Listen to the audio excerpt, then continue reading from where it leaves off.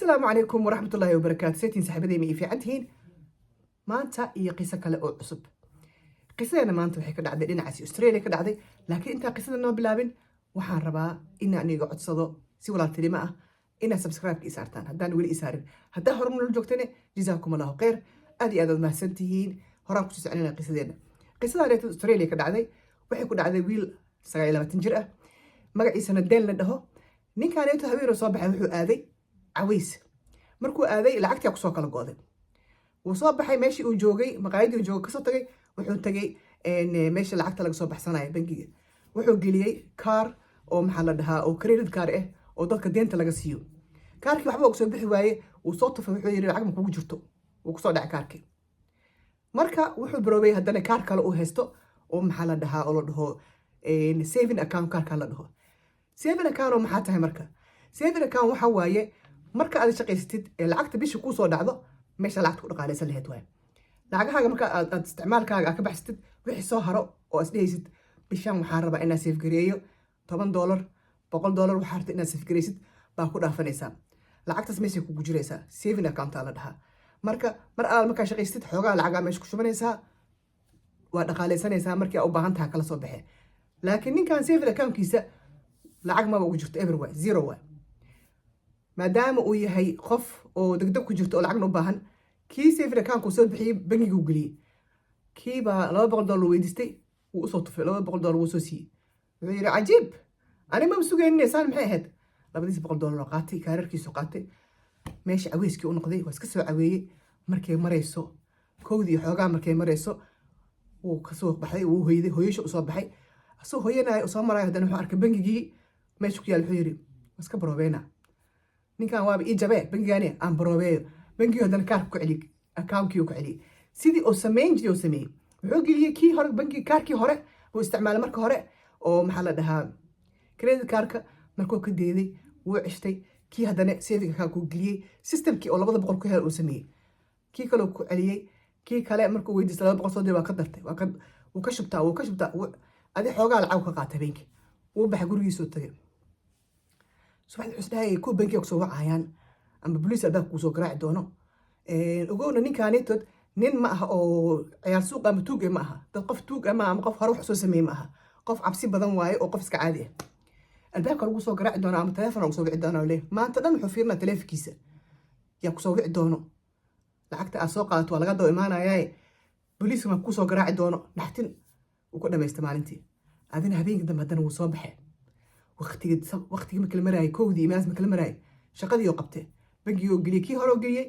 markuu ka diiday haddana kii kale oo ku celiyay wuu kala soo baxay $200 oo kala soo baxay jeebka oo geliyay haddana laba u soo baxsada lacagta ninkii shaqo ka dhigtay habeen kasta soo noqdaa lacagtaan buu dadashtaa wuxuu yiri bangiga wuu ii jabay meel aan waxba dhiganin haddee wax iga soo baxayaan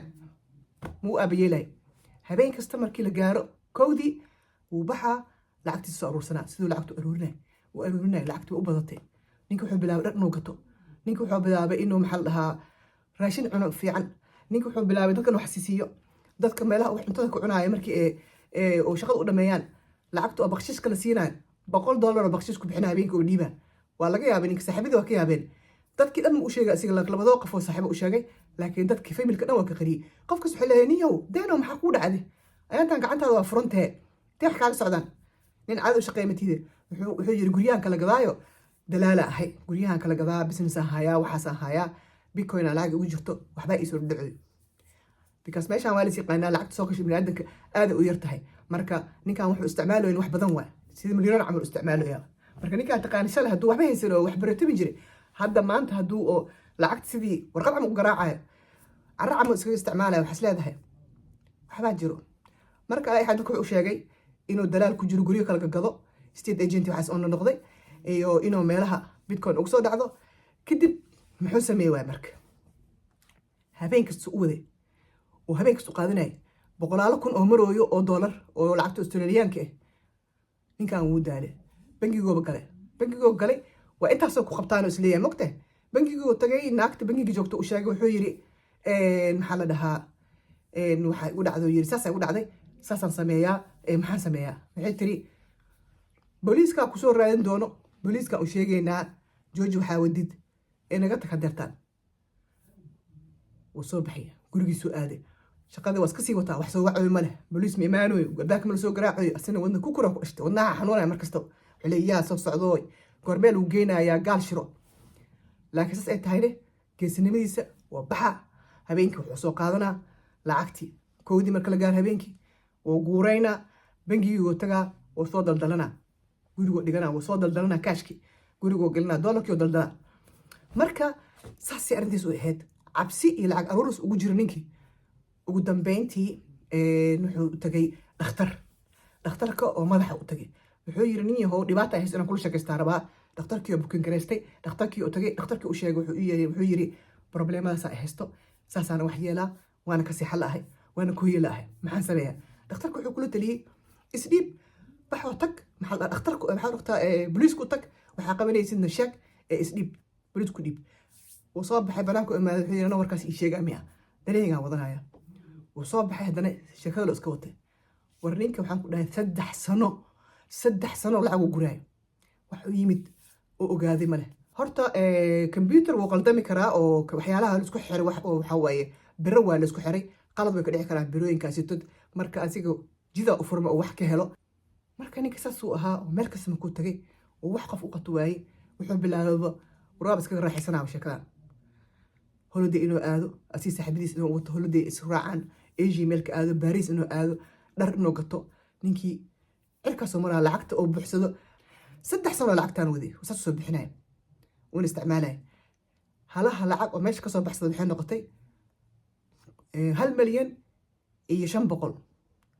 oo lacagta Australiyaanka ah. markaas marka loo dhigo waxay noqonaysaa maxaa la dhahaa 1 milyan oo dollar oo caadi oo Amerikaan noqonaysaa. marka wuxuu bilaabay 2011 oo bilaabay haddana waxaa la maroyaa 2014 aan maroyaa 3 sano oo shaqadaan wada laakiin maskaxda ka gubatay lacag uu ka dhargay sida hore u baadhi gareeyaa laakiin maskaxda ka gubatay wax xanuuntay nafsiyadiisa inaan xanuunayso. ugu dambeyntii wuxuu yiri marka wax saa laga qaban waayay oo wixaygan inaan iska isticmaalo aniga aan iskaga jiro oon joojin karin live aan tagaya TV interview aan tagaa interview wacday live inuu ku sheekeeyo oo u sheego saanay wax u dhacayaan sida dhan ad storyda farta ka wada saaray dadkii. ninkii oo maxaa la dhahaa interviewga ahaa baxay hoosta booliiska wacay situationka ninkaan u sheegay. marka ninkii ala ayid xaal xasanimadiisa inuu baxay oo booliiska hooska wacay markuu booliiska wacay ninkii waa loo yimid waa la kaxay booliiska la kaxay wuuba sugaayay 3 sano dhan waa wuu sugaayay wuu daalay lacag leh sidoo urursanay oo dambi u galay wuu daalay laftanada xanuuntay. marka booliisku uu kaxeeyay interview laga qaaday ninkii wax dhan uu sheegay bangiga hataa way yaameen lacagta soo ku heloyaa